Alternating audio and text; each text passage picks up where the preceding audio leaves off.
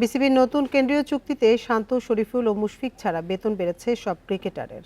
১.৫ লাখ টাকা কমেছে শরীফুলের, প্রায় দ্বিগুণ বেতন বেড়েছে তাসকিনের। এই ঈদে জামা জুতো অ্যাক্সেসরিজের ডিসকাউন্ট।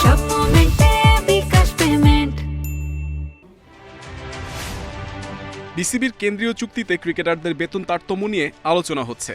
এবার ফরম্যাট ভেদে চুক্তি হয়নি, মোট ২১ ক্রিকেটার ৫ গ্রেডে।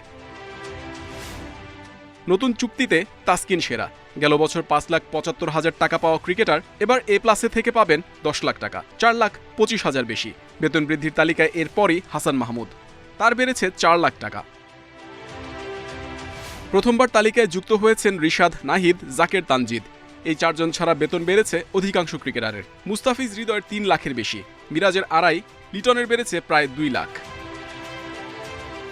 তানজিম সাকিব ও শেখ মাহিদিরও বেতন বেড়েছে। শুধু টেস্ট খেলা মুমিনুল আর তাইজুলের ১.৫ লাখ টাকা বেতন বেড়েছে। ৭৫,০০০ করে বেড়েছে নাসুম ও খালেদের।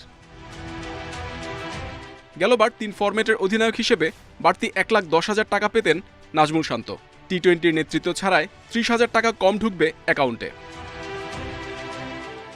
সম্প্রতি ওয়ানডেতে অবসর নেওয়া মুশফিক বি গ্রেডে যাওয়ায় বেতন কম পাবেন ৫০,০০০ টাকা। শরীফুলের বেতন কমেছে ১.৫ লাখ। চুক্তি বহির্ভূত ক্রিকেটার কোনো সিরিজের স্কোয়াডে থাকলে ডি গ্রেড অনুযায়ী ১ মাসের বেতন পাবেন। পুরো সিরিজে না থাকলে অর্থের পরিমাণ হবে অর্ধেক। ওয়ানডে থেকে মুশফিকের অবসরের পর মাহমুদুল্লাহ শেষের ইঙ্গিত দিয়েছেন। এতে ওডিআই ফরম্যাট থেকে পঞ্চপাণ্ডব অধ্যায়ের সমাপ্তি হতে যাচ্ছে শিগগিরই। Muhammad Nazim, independent news, Dhaka.